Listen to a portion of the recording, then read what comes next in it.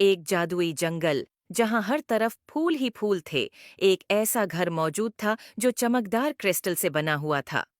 ये घर इतना चमकता था कि उसकी रोशनी ने पूरे जंगल को जादुई रंगों से भर दिया था। और इस जादुई घर में एक परी रहती थी जिसका नाम माया था। माया एक छोटी सी परी थी जिसके नाजुक प्रचमकते थे। वो क्रिस्टल के घर में रहती थी, जो एक ऐसा जादुई मकाम था जो पूरे जंगल को जादुई जिंदगी से भर देता था। इसके घर की दीवारें चमकदार क्रिस्टल से बनी थीं, जो बाहर की दुनिया की खूबसूरती को मुनाकिस करती थीं, और इस तरह वो एक रोशनी और रंगों का महल मालूम होता था। एक सुबह, जब माया अपने चमकदार बाग की देखभाल कर रही थी, उसने कुछ गैर मामूली देखा। उसके घर के क्रिस्टल अपनी रोशनी खोने लगे थे। जो दीवारें हीरे की तरह चमकती थीं, अब मांद प गई थीं। वो खूबसूरत रोशनी जो पूरे जंगल में रक़स करती थी, गायब हो रही थी। माया तेजी से अंदर गई ताकि अंदर क्रिस्टल को चेक करे, जो उसके घर के बीचों बीच एक बड़ा चमकता हुआ क्रिस्टल था। ये बड़ा क्रिस्टल उसके घर और जंगल की सारी जादुई तवानाई का जरिया था, लेकिन उसे ये देखकर हैरानी हुई कि इसमें एक बड़ी दरार आ चुकी थी और उसकी रोशनी मद्धम हो रही थी।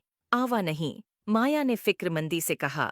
अगर बड़े क्रिस्टल की रोशनी खत्म हो गई तो पूरा जंगल अपनी जादुई तवानाई खो देगा। माया को पता था कि उसे फौरन कुछ करना होगा।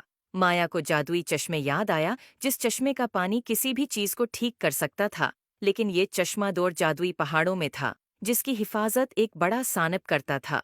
बगैर किसी देर के माया ने एक छोटा सा बैग तैयार किया, जिसमें कुछ परियों की खाक और एक छोटी सी क्रिस्टल बोतल थी, और वो अपने सफर पर रवाना हो गई।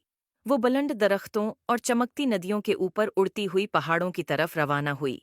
ये सफर लंबा था और खतरनाक भी। माया को एक घने, धुंधले जंगल से गुजरना पड़ा, जहां कुछ भी देखना मुश्किल था। आखिरकार कई दिन और रात के सफर के बाद माया जादुई पहाड़ों तक पहुंच गई।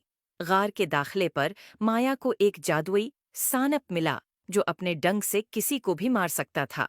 सानप ने फनकारते हुए माया की तरफ देखा। तुम यहाँ क्यों आई हो, छोटी परी? सांप ने अपनी गहरी आवाज में पूछा।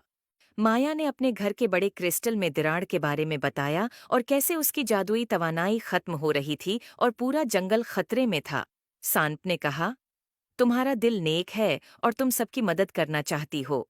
सांप ने कहा, तुम रोशनी के चश्मे से पानी ले सकती हो, लेकिन याद रखो, ये चश्मा सिर्फ इन्हीं की मदद करता है जो मोहब्बत और नेकी से काम करते हैं। माया ने सांप का शुक्रिया अदा किया और गार के अंदर उड़ गई। अंदर उसने जादुई चश्मा देखा, जिसकी रोशनी ने पूरे गार को रोशन कर दिया था। इसने क्रिस्टल बोतल में जादुई पानी भर लिया और तेजी से वापस अपने घर चली आई। जब माया वापस घर आई तो उसने जादुई पानी को क्रिस्टल पर डाल दिया। जैसे ही पानी क्रिस्टल को छू गया, एक रोशन रोशनी फुट पड़ी, जिसने पूरे घर को भर दिया और रोशनी जंगल में फैल गई। क्रिस्टल की दरार खत्म हो गई और उसकी रोशनी पहले से ज्यादा रोशन हो गई। जंगल एक बार फिर खुशी और रंगों से भर गया। माया का क्रिस्टल घर दोबारा चमकने लगा। उम्मीद है आपको स्टोरी पसंद आई होगी। Please like and subscribe my YouTube channel.